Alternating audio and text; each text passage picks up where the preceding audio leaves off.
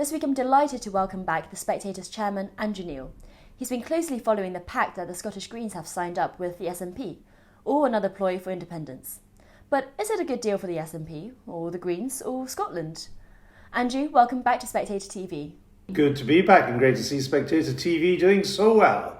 This is very weird because we're reversing positions here, but tell us about what's going on with the Green Party and the SNP north of the border, because have they struck some kind of Faustian bargain? Well, they certainly struck some kind of deal. It's not a full-blooded coalition, but it's a semi-coalition, and the Greens get two positions in government now, two in Nicola Sturgeon's government, two positions specially created for them. I mean, one will be a minister for zero carbon buildings, active travel, which I think means walking, and tenants' rights, and they're going to go for rent controls. The other will be the minister for green skills, the circular economy, I'm not quite sure what that is, and biodiversity. I mean, this is how you pick ministerial jobs, by just going into a dictionary and picking out words and adding the titles in. They've been entirely created for these two. They've never been in government before.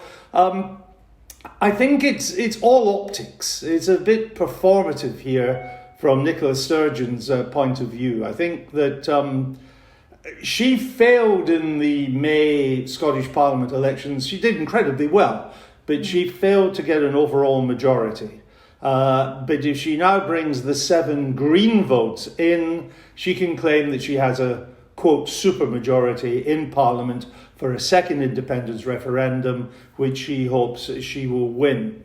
Now, there's a bit of manoeuvring here, because the fact is that Nicola Sturgeon could always count on the votes of the Greens for a second referendum anyway. And I think it's simply, she's got very little red meat at the moment to give her own supporters. And this is at least something come the SNP conference this month that she can throw at them to say, you know, I've now built in, guaranteed a supermajority for a second referendum.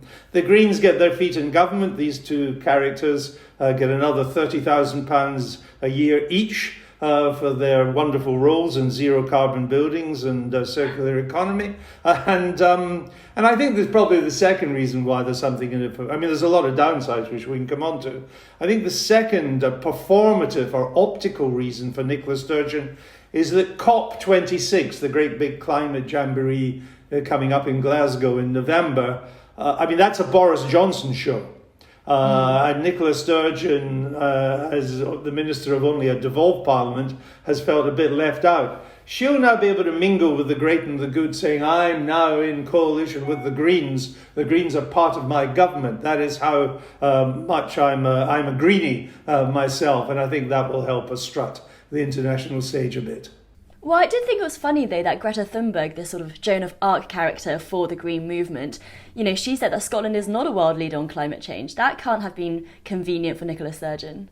It wasn't convenient for Nicola Sturgeon, and it shows how the cybernats, these terribly pleasant people on Twitter and so on, will turn on a sixpence. Poor Miss Thunberg, who said something which actually isn't that controversial. Scotland isn't really a world leader, and this is pretty good at renewables, but on all sorts of other things, it's still way behind. She says that Scotland isn't a world leader, and suddenly this international icon, this global icon, is being duffed over as if she was in Sucky Hall Street on a Saturday night. As the pubs closed, and fighting broke out. And there were terrible things being said about her. So it shows that you can get their support, but the moment you say something they don't like, they're down on you like a ton of bricks. They're not, this will come as a surprise to you, they're not the nicest people. And Andrew, when it comes to the Greens, you've written that they make the Greens south of the border sound sensible by comparison. Now, you've talked a little bit about the circular economy and other things, but what do they stand for, and how much more radical are they?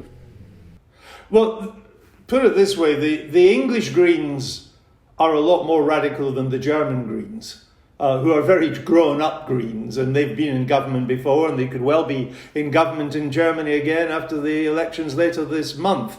So the English Greens are not as grown up as the German Greens, who are actually now a moderate centre-left Green party.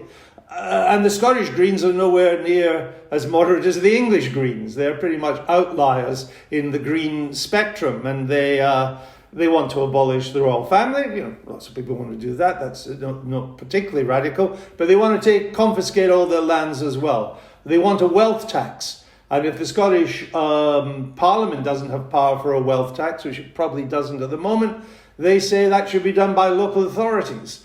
Well, anybody who knows local authorities in Scotland, giving them a wealth tax would put the fear of death into you there. They are anti-car, they are above all, anti-economic growth. They want rent controls. And the one thing that, economists rarely agree about anything, but the one thing that economists on the left and the right agree about is how terrible rent controls are. That isn't just a Milton Friedman or the Adam Smith Institute. Paul Krugman, the left-wing economist who writes for the New York Times, Nobel Prize winner, he said that rent controls are a disaster. Everywhere they've been introduced, Berlin, Stockholm, even to some extent in New York in days gone by, they lead to terrible shortages of rental property. But that's what they want. Now, Nicola Sturgeon is a canny politician, and she has not given them their wish list at all. And indeed, she has basically ring-fenced the economy from this anti-economic growth faction. And she's not agreed that if you do more than one return flight a year, you pay an escalating rate of tax for every other flight. She's not stupid. She's not going to go down that road either. The Scots like their summer holidays in the sun. But it is a problem for her, because she has aligned herself in terms of public perception with a clear anti-growth, anti-capitalist, anti-market economy party. I mean, Mr. Harvey, the co-head of the Greens, has said that he wants capitalism must end. He said not that long ago. How he intends to do that, we don't know. And I think it's a problem for Nicola Sturgeon as far as business is concerned and foreign investment, which Scotland needs a lot of, or even investment from England as well, because Nicola Sturgeon was already seen as not as business friendly as Alex Salmond, her predecessor. Alex was seen as being, yes, a social democrat, but when it came to business and the economy, he had been a former economist at the Royal Bank of Scotland. He knew what he was talking about. He was actually in favour of very low rates of corporation tax, which was attractive to business. Nicola Sturgeon junked that. I remember interviewing Alex Salmond once up in just outside Aberdeen in a hotel that was owned by one of his big supporters. This was a businessman. And he just said, Alex Salmond, he's going to be great for business. He really understands how business operates. No one's saying that about Nicola Sturgeon. And now she's in bed with the Greens, who are clearly an anti-business policy, anti-investment in roads, anti-upgrading roads, anti-economic growth. Oil and gas, a huge issue still in Scotland. 100,000 well-paid jobs depending on it. They are against further development of oil and gas. The Greens have said they are responsible for, quote, a significant change of direction in the Scottish government when it comes to oil and gas. So when you add all that up, it reduces Scotland's attractiveness as a place to do business and a place in which you might consider investing. And could it also backfire on the Greens? As you mentioned, Nicola Sturgeon hasn't given them their most radical demands, or many demands at all, and it almost seems like a law of nature for coalitions that the smaller party gets eaten up. Yes, it does, as Nick Clegg will tell you, after his experience with David Cameron and George Osborne. I mean, I think it does have dangers for the Greens, and we've already seen it. At the weekend, or maybe just before the weekend, Patrick Harvey, one of the two leaders of the Scottish Greens, attacked the very idea of vaccine passports. And what have we seen? Well, we've seen the Scottish government yesterday effectively announce the introduction of vaccine passports. And Patrick Harvey and his co-government minister, Lorna Slater, the other co-leader of the Greens, they're the two now in government, they're just going to have to suck that up. And meanwhile, the Green Party has issued a statement saying they're very worried about vaccine passports. So it has a lot of problems for them. I think there's also a huge issue, I don't want to get too parochial here, but these things matter in Scotland, is the upgrading of the A9 road, that's the road from Perth to Inverness, and the A96, which is the road from Aberdeen to Inverness. These are dangerous roads at the moment. They're not all dual carriageway. And it is a very popular policy, which the SNP have supported, to make them fully dual carriage way roads, make them safer, make them easier to drive on. It's not clear that the Greens want to go along with that. Indeed, I'm pretty sure they don't want to go along with it. So there's plenty of opportunity, I think, for some grit in the oyster here. But as you say, it's all about independence. Nicola Sturgeon's got this conference coming up in the autumn. Can you give us a look ahead to what that independence, reigniting of that debate will look like? Because she's been relatively quiet in recent months because of COVID, I guess, in pushing that cause. The line has been, Cindy, that they don't want to push independence or a second referendum, which is an essential first stage towards the possibility of independence, until they've got on top of COVID.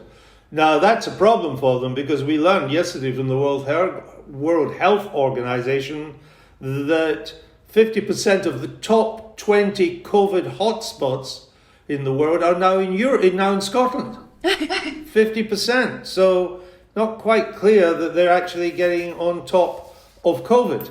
But nevertheless, she has her party activists that she has to feed this red meat to. There's not a lot else she has to talk about if you look at the record on education or in schools or health or crime now, where there's problems with the latest crime figures in Scotland, or even in infrastructure. I mean, other than the new bridge over the Forth, there's not a lot of major infrastructure. The main road between Glasgow and Edinburgh, which is the main artery in central Scotland, is still something that's now about 50 years out of date.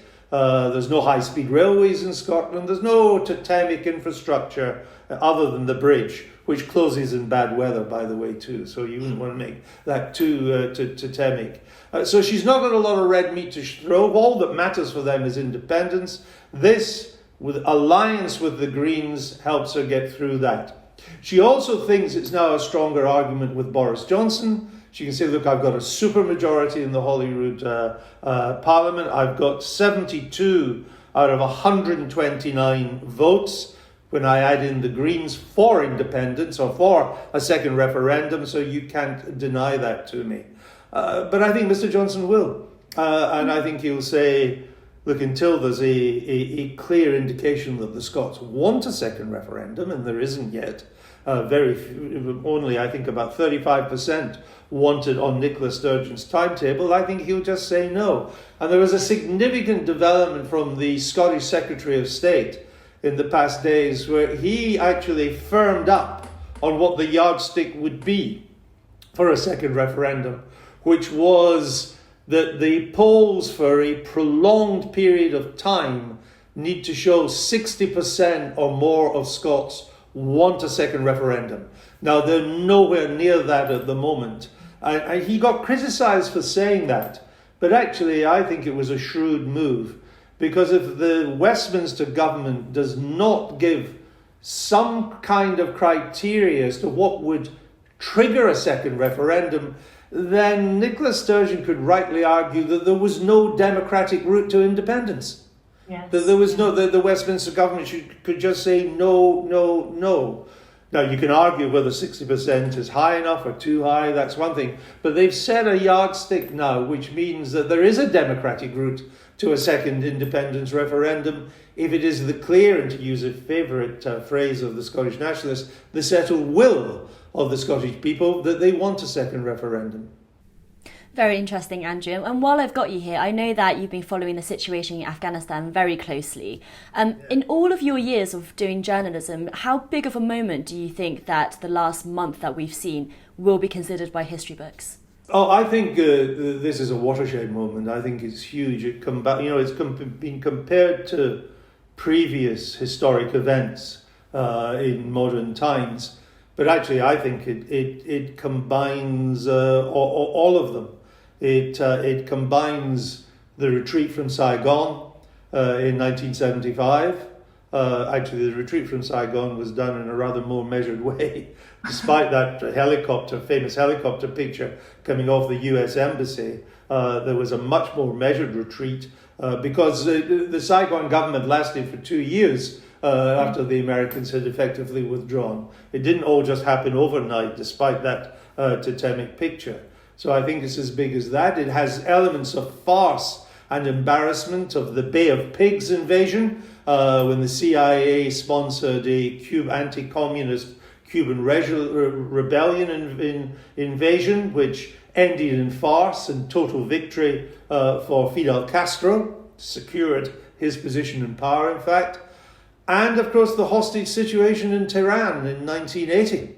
And we know that there are still a number of American citizens, not just allies of America, a number of American citizens who are still in Afghanistan, including 32 students from California. Now, there is Mr. Biden's next crisis, staring him in the face. How does he get these kids out? What were they doing there in the first place is another matter, but how does he get them out? So I think if you look at this, it has all the elements of the Bay of Pigs, Saigon, and the Tehran hostage crisis rolled into one.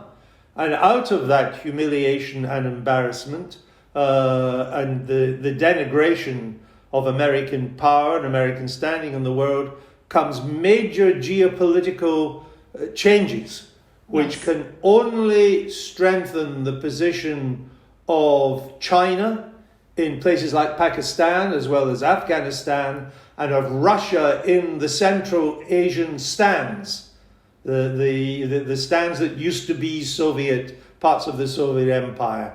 And you can even see an emboldening of Iran with Russian and Chinese support in the Middle East as well. So I think the geopolitical ramifications of this embarrassment and humiliation have yet to unfold. And I see that Mr. Biden has said, I was just looking, that he said that the war was now over, the Afghan war was now over. That's his exact phrase. The war in Afghanistan is now over. Well, the jihadists don't believe that. I think ISIS-K, the Haqqani network, Al-Qaeda, will all be pouring in there again to use it as a base. The jihadists certainly don't believe that, and I fear that far from being over, it's simply the next phase of the war, not it being over, and a more dangerous phase. And Janil, thank you so much for joining us on the show.